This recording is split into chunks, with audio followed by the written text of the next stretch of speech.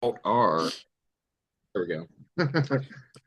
Good morning. We are excited today. If you're a gymnastics fan, we have a great guest. Our guest today, Coach Simone Biles for 12 years. Our guest today is gymnastics coach Aimee Boorman. We'll be discussing her new book, The Balance, the Years Coaching Simone Biles. Aimee, thank you for joining us today. Thank you for having me. So, what was it like growing up in Chicago? Oh, that's my heart. It's my whole heart. Um, it was fun and exciting. I definitely have some street smarts from it. I can say that I had to go to school in the snow up hills both ways, Oh, wow. that kind of thing. But I loved it. I had a great childhood in Chicago. Nice. So, what events did you excel at when you were, doing gymnastics in Chicago? I was told I was pretty talented, but I think if I had to pick an event that was my favorite, it was probably the floor exercise. And I really enjoyed beam until I started to grow. And as I got taller, it got scarier. And then I became terrified of it. So now it's ironically my favorite event to coach because I feel like if somebody had just told me how to feel like I was in control, I would have been fine. But I just always felt out of control. And then I understand you started coaching at quite a young age, 13. But why did you start coaching so young? So part of it was because gymnastics was very expensive and my mother was raising me by herself. And so it was partially to pay off my tuition. And then I just had a passion for it. I loved being in the gym all the time and it just really helped me. Awesome. So you were able to influence the younger kids and kind of bring them up, it sounds like. Yes, definitely. And they honestly, when I went through, an injury recovery and wondering if it's what I still wanted to do, it was actually the little kids in the gym who inspired me to stay in it. That is awesome. So tell us about that first day in Texas when you met young Simone Biles. Sure. My mother had been teaching a class and she was trying to get my attention to show me this little kid that was in her class that she just thought could be phenomenal. And I blew off my mom because I was too busy to go watch Recreational Child, right? And I was like, whatever, mom. And so I went back to doing what my day was about. And the next day I was walking through the gym and I saw this little muscly, spunky, full of energy kid. And I was like, wow, this kid's incredible. Just watching some of the things she had done. And my mom stopped me and said, that's the kid I was telling you about. So I cannot claim that I discovered Simone. More so, my mother did. Awesome. I was going to say it brings up a good point that we should always listen to our moms because they know. 100%. Always listen to your mom. Awesome. Yeah, I was going to say, shoot, I'm already excited planning good stuff for next month for Mother's Day. The missus is already asking me, hey, what do you got in mind? And I'm like, it's a secret. Yeah, it's just I don't know yet, but it's a Yeah. secret. The secret is you haven't planned anything yet. Exactly. So it sounds like once you saw her, you kind of knew there was something special there. Yes, the whole staff was able to look at her and see that she was learning skills very quickly. She had never taken gymnastics before, and she was learning very quickly. So we thought we would give her a try in our competitive program and started her at our lowest level of competitive team. And, again, she was just learning things so quickly. They were rough. It was very much a diamond in the rough at that point. And so we just took our time with her, let her have fun, let her train new skills. And then it wasn't until she started to get older that we worked on the refinement. Whereas some other athletes, you might work on the refinement first and then teach the skills. The skills just came so naturally to her that we just went with the flow. Nice. Well, that's awesome. As a coach, how did you know when to push your athletes and when to hold back? I think athletes give you kind of a clear shot of that. You can watch their body language, especially someone you've been working with for a long time. You watch their body language and you can see if they have more in them or if they don't. You can see how they communicate with you. Just even today in the practice that I'm running, I can tell that my athletes are tired, but they're still pushing themselves, which means I can add a little push. And so you can tell when athletes are working a little slower, but they're still working, or when they're starting to shut down and their performance is getting worse. As the performance gets worse, we don't want to keep going because it's just going to increase the poor performance. So we want to just end and we can do something else that's going to help their fitness. Makes sense. So what's the hardest you've ever pushed an athlete? I wouldn't even know how to answer that. Like I don't because I coach. I don't push. I try to motivate. I talk with them a lot and I will ask them, how are you feeling today? Or what did that skill feel like? Or in the morning, how is your body feeling? And that gives me a gauge of how much it's more about the intensity of the workout as opposed to a push. If an athlete says, I don't want to do this, Mhm. I'm okay with it. There's always some kind of, I guess I should say, a repercussion, because let's say an athlete doesn't want to do a required element in their routine that's required for competition. I say that's okay. You don't have to do it, but you won't be allowed to compete that event because you're missing your requirements. And so it's very logical. If you have it, you can do it and you can compete. But if you're not doing it, I'm not going to force you to do it. I'm not going to belittle you to do it. But it just means you can't compete. And then we'll try again for the next competition. And honestly, that relieves some of the pressure from them. And more often than not, they are ready for the next competition. Maybe that competition was too close and they were carrying too much stress and anxiety about it. So fine, we give ourselves another 2 weeks to train it and it's fine. And we move on from there. That is awesome. It sounds like it's more about communication and finding what's best for the athlete.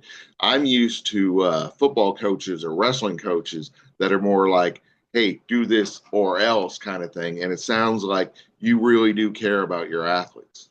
Well, and it's very interesting because gymnastics coaches have been come down very hard on in the recent past, shall we say, and some of them deservedly so.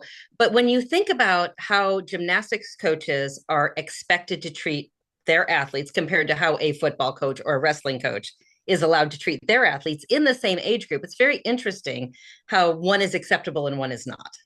Exactly. Yeah, I was going to say with football coaches, when I was playing, yeah, it was common where the coach would grab the player by the helmet and, drag him and all kinds of nonsense and use really bad words. And that was perfectly okay. But it seems like that they're getting better about that. And coaching just in general has improved over the last 10, 20 years and is more focused on improving the athlete as opposed to getting the result. Yeah, correct. And I think that as coaches, we're really learning how to hone our soft skills. We can be technical and we can know what it takes, but we're not dealing with robots. We're dealing with humans who have different stages of development and different emotions and different physiques that we have to adjust all of our training to. And with gymnastics, it's a little bit easier, I guess, because it's not a team sport, technically. You're not relying on someone else on the team to get the score, right? So there's a little bit of, well, it's not even leeway, because I do think that we should have better soft skills and learn how to communicate with our athletes. And that garners, what happens is that then there's a mutual respect between the athlete and the coach. And like, it's not that I'm happy all the time and pleased with what my athletes are doing all the time, but because we've formed a relationship, I can say to them, like, the way you're behaving today it's not an acceptable behavior for someone who is training. It's okay. Like, I'm not mad at you, but you can't do this here. Like, do you need to go home? Because sometimes I need to go home. Mhm. Sometimes we're all human. And when we have a bad day, sometimes we just want to go. Right. Mhm. And so I offer that to my athletes sometimes. I'm like, does this day need to be over and we'll start again tomorrow? And sometimes they say yes. And sometimes they say no. And if they say no and they want to keep going, I expect a little bit of a change in the attitude, but I know they're not going to completely change their attitude for the day. But just them saying that they want to stay is already a positive attitude change. And then I just give them a little more space. And I might not be as demanding on them for their performance. Because I appreciate the fact that they chose to stay instead of going home. Nice. So it sounds like you put a lot of time, care, and love into your coaching. I do. Tell us a little bit about that. Well, when I was a gymnast, I had one of those very demanding coaches, and he taught me everything about how to not be a good coach, because I really feel like if he had told me that he believed in me and that he could recognize the work I was putting in and praise me for that, it would have gone so much further than his negativity. and his stonewalling that he did when I wasn't performing the way that he wanted me to. And so I learned a lot of lessons there that I really held true to myself as a coach. So is Simone the greatest Olympic athlete of all time? She's definitely in the category. I know other people would argue, but here's the fact: nobody does what gymnasts do. Mm-hmm. So it's not just about the medal count and the popularity. It's about the fact that, like, I'm a huge Michael Phelps fan, Mm-hmm. but really, he's got four categories that he can swim in, but it's all swimming, Yeah. right? And gymnastics is different on every event, and it's an ever evolving sport. Runners, swimmers, they're going to get faster. Quarterbacks are going to throw the ball further, but gymnasts add flips and twists every day to skills that have never been done before. So it's just a level above everything else. And I forget the number that I was reading, but she has created how many moves and different things? One, two, three, four, five. I think she has five elements named after her. Nice. That is Yeah, really impressive. Yeah, I was going to right, say that would be, yeah, if Tom Brady had a pass that was named after him. A pass is a pass, but yeah, right. yeah.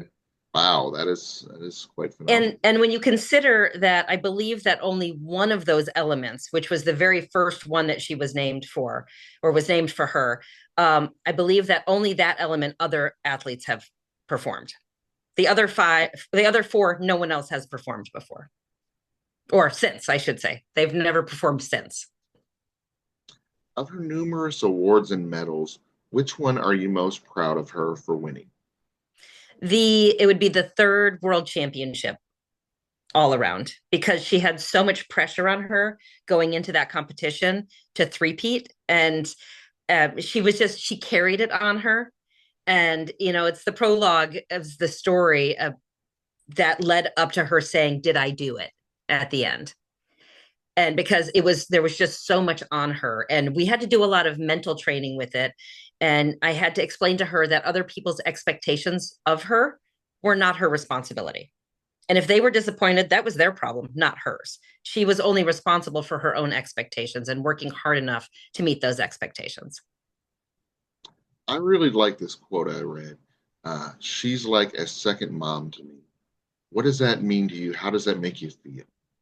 It makes me feel really good because it means that there was a bond there, that, that it's not just a coach athlete. There was a closer connection, that she knew that no matter what, she could rely on me and I would be there for her. In athletics, as in life, why is it important to be concerned about mental and physical health? Well, because you only have one mind and one body to take through this life with you. You don't get a new one. I mean, yeah, we can get a replacement knee and everything like that, but when it comes down to it, you have to carry this with you your whole life. So, you asked what my most proud award that she ever got was, but probably I'm even more proud of her for pulling herself out of the Tokyo Olympics when she knew that it could cause physical harm to her, because she was lost. She was lost when she would twist and flip, and it's life threatening. And she knew that, and she was like, this isn't going to work for me. And it wasn't about the pressure. She wasn't scared, she wasn't nervous, she wasn't afraid she wasn't going to win. It wasn't about that. Like, anybody who you can ask, any gymnast or anyone who's actually done any kind of aerial acrobatics, what the twisties are like, and they're so disorienting that you don't know what is up and down and if you're going to land on your feet or your head. So it was the right thing to do, and I'm really proud of her for having that strength to do it, even though she knew there would be backlash. So I don't mean to pry, and if you can't answer it, that's perfectly understandable. So was it something more outside of gymnastics, or was it the actual gymnastics that was affecting her emotions and mental health? I think it's a combination of everything that goes in, and it's not a conscious thing that happens. It's not like you feel a cold coming on and, like, okay, I can do something to make this cold go away. It kind of just jumps in there and it just rears its ugly head, and then the same way it showed up, it goes away. And so it does have to do with, like, the overwhelming outside pressure, the internal pressure that an athlete puts on themselves, and then the physical demands of when you think about how many twists and flips she had in those routines in Tokyo, like that's pretty phenomenal. I did count them on one point, but I don't remember what it was. But you're talking about like 20 different twists and flips that she's doing at any given time. So that's a lot. So, what do athletes or what should they do to maintain their mental and physical health? I think a very, very important thing. Number one is communication, communicating with their coach so that the coach understands what they're working with. And an athlete needs to feel secure enough with the coach that to let them know when they're being feeling overwhelmed, because that's really where it starts. I'm overwhelmed with everything that's going on. And so having that communication is key. The other thing is, I think it's important they take breaks. Like you're not going to forget how to do gymnastics if you go on a 1 week vacation. You're not going to forget how to do gymnastics if you decide to go to prom or if your grandpa's having his 90th birthday, right? You don't know if grandpa's going to make it to 91 and it would be great for you to Exactly. be there. So there's things in life that you're not going to get back. And so I think it's fine for athletes to miss for those things. Now, I do say in the book as well that I of course want them to choose gymnastics over any other sport they're doing. Oh But yeah, like they have to be a human first. And when you nurture that human, that's when you're going to get your best athlete. And I think that's why Simone's been able to sustain for so long. She was very nurtured as an athlete, both in the gym and at home. Her parents never treated her like a superstar. They were always very supportive of the coaching staff. And if there was a conflict with the parents or Simone and the coaches, there was always a meeting and it was very clear and we had very good communication. So nice. all of that went to the benefit of Simone being able to continue on. Now, I know you won't be able to speak on her behalf, and I shoot. We're not holding anybody. We're not. Yeah, if it. Heck, actually, I'm just looking for a solid maybe. Will she be there in 2028? I have no idea. I know right now that she is absolutely enjoying her life, getting to spend time with her husband. He plays for the Chicago Bears, my team. Um, so she's spending a lot of time bouncing back between Chicago and all over the world. And there's just a lot that she's getting to do that you don't often get to do when you're an elite athlete because you're always training. So I'm just really happy for her. And I think that if a year out from the Olympics, if she's like, yeah, I think I could go to LA and I think I could do that, then she'll do it. But I don't think there's any pressure on her to do it. It's really just going to come down to if she wants to do it. Definitely, and that's what it should be. Obviously, she shouldn't be pressured into it, but I mean, I can imagine, as Americans, we're really excited about seeing her perform again and then being able to see her perform in her home country. And I'm sure she'd probably feel the same way about being proud to be able to represent America in America. Yes, 100%. And, I'm sure that even if she's not competing, she's going to be there representing gymnastics in one way or another. That is awesome. Did any of your children, because I understand you have three, is that correct? Mm-hmm. Did any of them do gymnastics? My oldest son did gymnastics for a while and he had just started to be competitive. And then he had an injury. And while he was healing, he also had a huge growth spurt. And then he was like, okay, I'm done. And it was fine with me because, like, as a parent, I was very nervous watching him do gymnastics. Like, as a coach, I don't get scared when I'm in the gym because those are my athletes. I know they're trained, I know that they know how to do the skills, they also know how to fall safely. With my son, I was just watching as a parent and it was terrifying. So I was fine when he stopped. My middle child doesn't like any kind of rules. So that was going to be a hard no. and then my third, although he's the most athletic, and then my youngest child, he was just never into sports. He's much more, he wants to be a writer. And so the gym was just more time to play for him. Oh, nice. So he can follow in your footsteps now that you are also a writer. Right, exactly. That is awesome. Uh, so, who were some of the athletes that you worked with during your time coaching the Netherlands?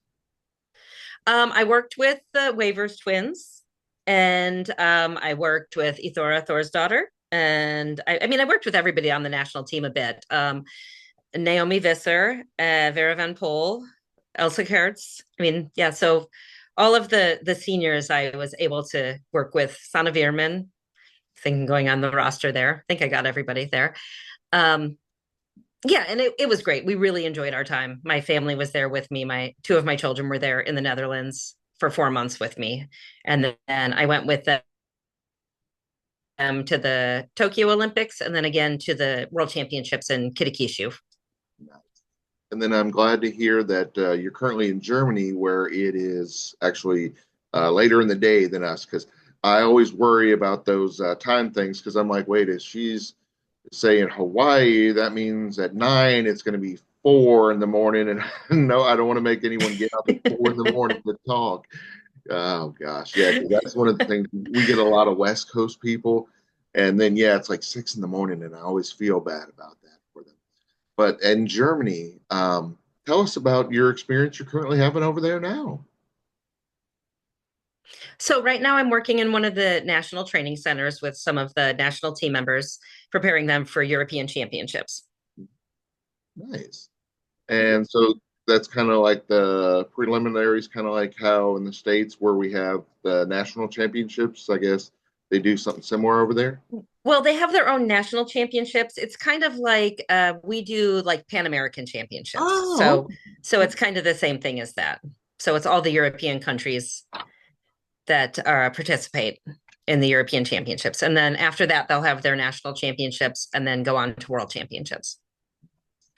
well, Amy, it has been a pleasure having you on the show. Before we let you go, where on social media, where on the web can our listeners find out more about you and your book? Well, I've got, let's see, on Instagram, I'm A1MEEB. And I also have another account that's Salto Coach. So that's on Instagram. Facebook's the same, or Aimee Boorman. Salto Coach on Twitter. What else? I guess I have it all. Not really. I don't think about it much. I just log in. I know But what you the mean. book, yeah, the book is available at all major and independent books sellers. So if you like to frequent an independent store, just go in and ask them if they can order it. They certainly can. It's also available online at Amazon, Barnes and Noble, Books a Million. So you can get it everywhere. Audio, yep, audiobook, Kindle, all the good stuff. Definitely. I've been recommending not just for sports fans, but for coaches or even parents because you learn a lot of really great life lessons by reading this book. Well, thank you so much. Appreciate that. And I appreciate you sharing. My pleasure. It's been my pleasure having you on the show. Thank you for joining us. Thank you so much.